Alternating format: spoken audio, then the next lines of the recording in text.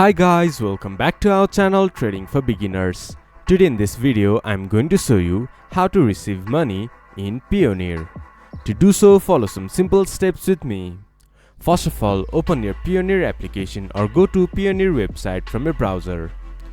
Then this type of interface will appear in your screen once you have logged into your account.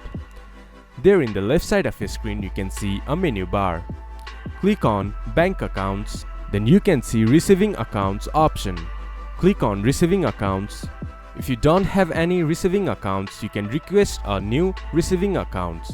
Once your receiving account is approved, then you can receive amounts in your Payoneer.